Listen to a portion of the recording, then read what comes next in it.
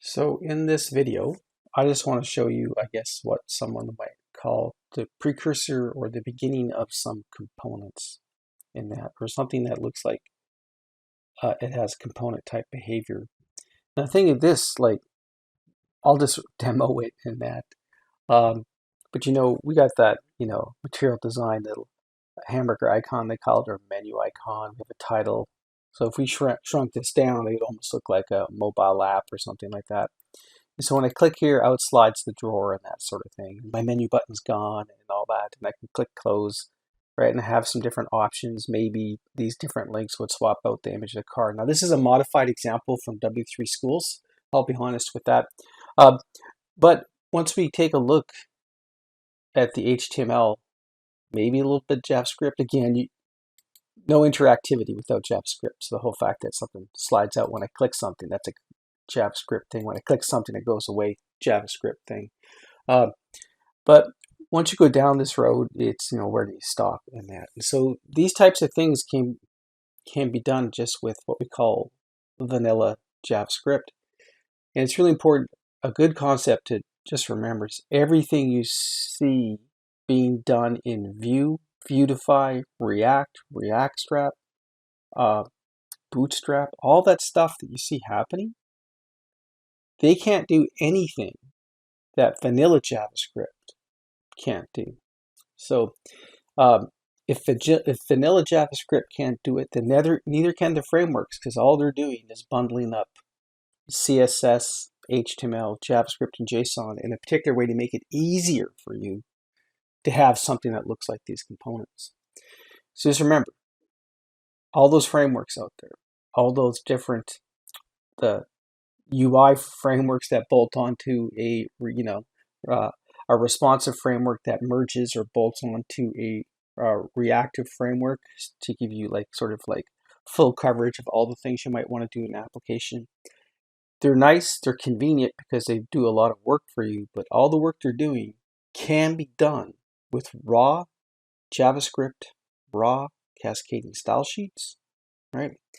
And JSON in that. So there's nothing that a framework does that you couldn't write with vanilla, but it would just take too long. And that's why I usually go with a framework, because you get a bunch of pre-built stuff that you do not have to build. So again, I've got this classic menu that slides out. Part of my app slides off the side. There's some animation built in. That's through the Cascade sheet that I stole from W3 Schools and that. So let's go take a look. I'm just going to slide over the VS Code. Sometimes it's easier to see what's going on. So this is VS Code. I have an index.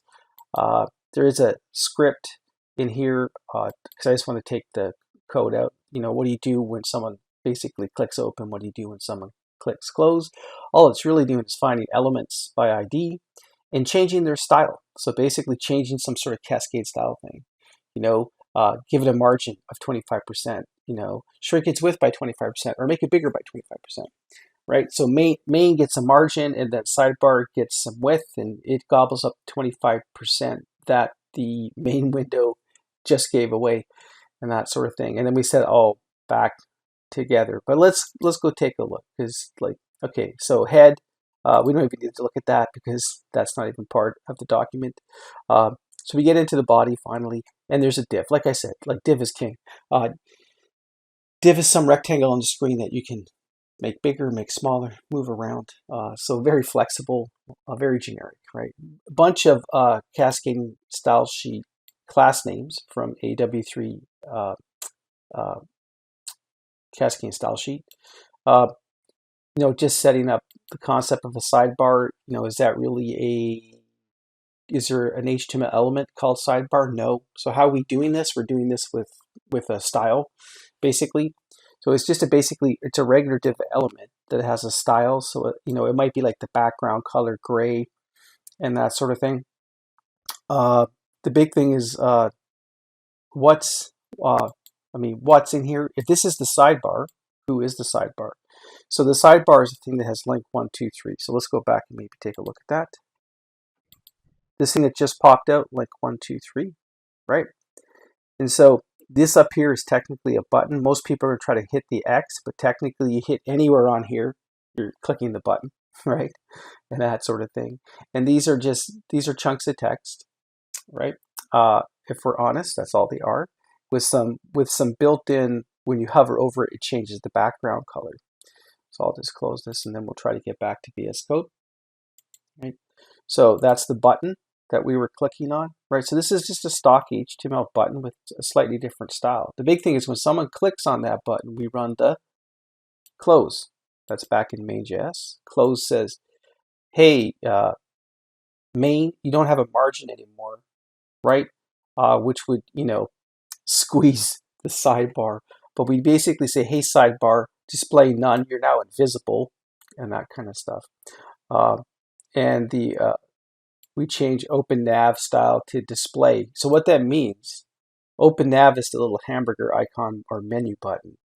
It temporarily went invisible, but what we up here is where we make it disappear, and here we bring it back. And so in the W3 Schools examples, if you go to their site, the menu was on a different line than the text, and I wanted them side by side, and then I wanted them centered. So that was just a joy with that.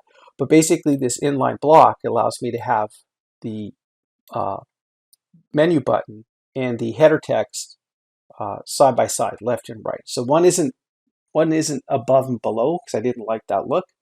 I wanted them right next to each other, and so I want the button here and the H1 text here. How it usually works with HTML is H1, takes over the whole line from all the way from the left all the way to the right. I said no, I want them together, so I had to change their display a little bit through cascading style sheets. Bring back VS Code. So this is coming back.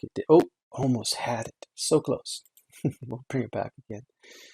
There we go.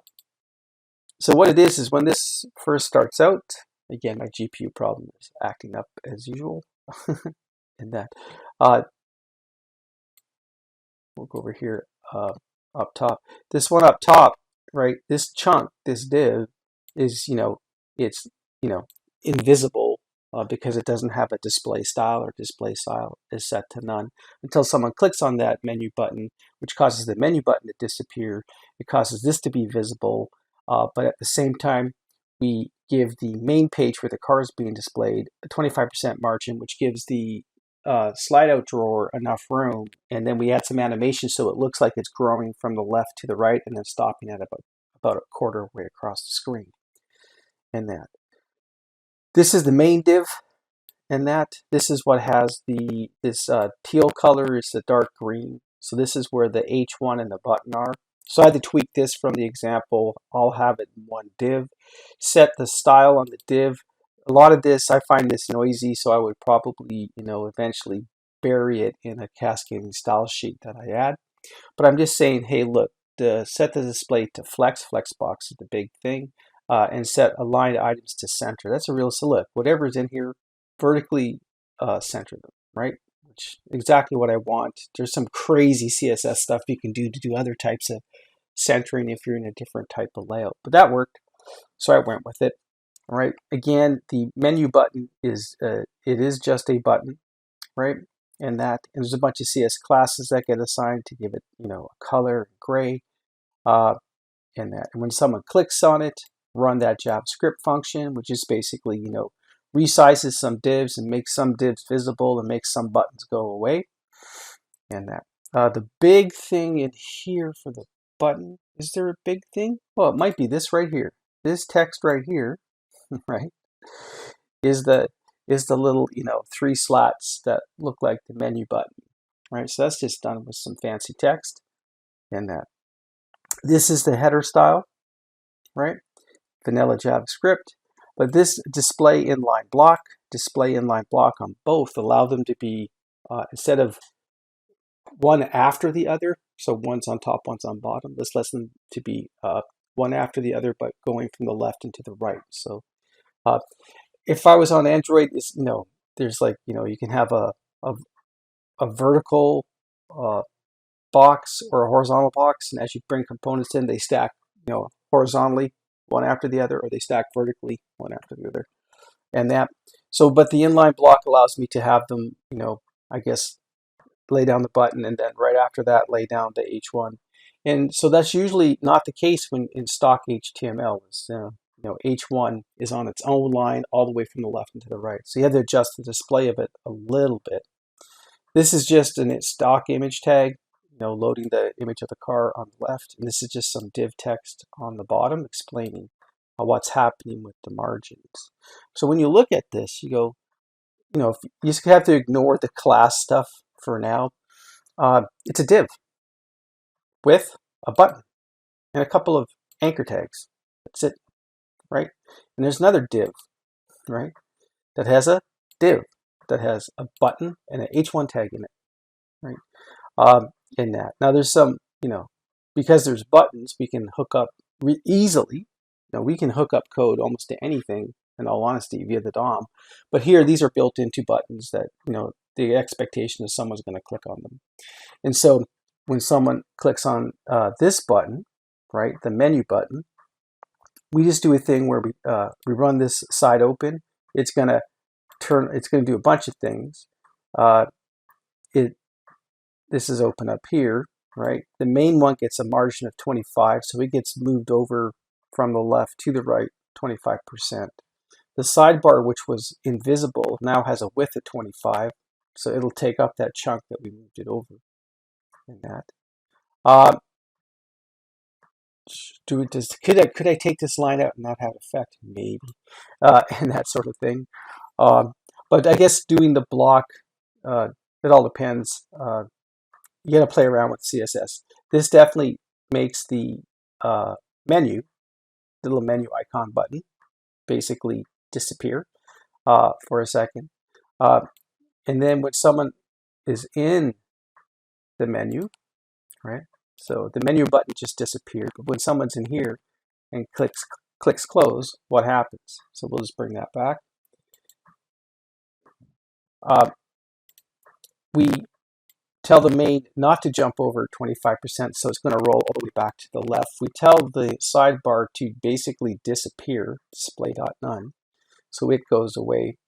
And then we tell the open nav, which is the little menu icon, that it can be displayed now, but as an inline block, so that it comes just in front of the header tag. And it and the header tag are on the same sort of vertical space. And the div that it is in is the one that takes care of the Flexbox Align Center for them, right? So in all honesty, this is stock JavaScript. These are stock HTML elements. And again, I've mentioned the parody video of a senior JavaScript developer, but there is some gold in that one. But there's even more gold in the reaction to that video. And I'll remember this probably for a long time, where he's just like, there are no rules, right? So there's so many ways to attack, like a slide out drawer or a sidebar menu. There's so many ways to do it. And here we just use regular divs, turn them off and on basically, and tell one to have a big margin and let the other one take up that space. So there's so many ways to go after this, and that this is just one way. But even the demo from W3 School still wasn't exactly what I wanted, and I had to throw a little bit more of CSS stuff at it to make it, I really want that centered, and I really want them side by side, and that sort of stuff, and that. But you can't and it goes back to what I said earlier. All these things that these big component libraries and frameworks are doing, they're just writing all of this CSS and JavaScript for you. There's nothing that those frameworks are doing that technically isn't already possible with existing JavaScript and existing cascading style sheets. It's just that you have to do more work. So they're not doing some magic that's not possible with the stock stuff. It's just that on the stock stuff, you have to do it versus them doing it. But when you make that switch to a framework, then you have to spend the time to get to know that framework, get into the designer's head to figure out, okay, this is how they see the world, so this is the best way to work with the framework, and that kind of concept. For me, when I'm in those frameworks, I always start with a blank page, and then I know every piece that I add in that. But everyone learns differently. That's just me. Here I am tweaking a sample, but I can already feel the strain and the grinding of the gears because the HTML is getting way too noisy for me. I don't like it, in that, but it's working. The big thing that this shows you is that I'm just using divs, right? And I'm using regular buttons, and I'm using regular H1 tags in that. But we can get that look and feel of like this slide out drawer thing happening just by, on the fly changing how big something is, whether it has margins, whether you can see it, whether you can't, visible, invisible, and that. So we'll just wrap that there, and that's all for now for this demo.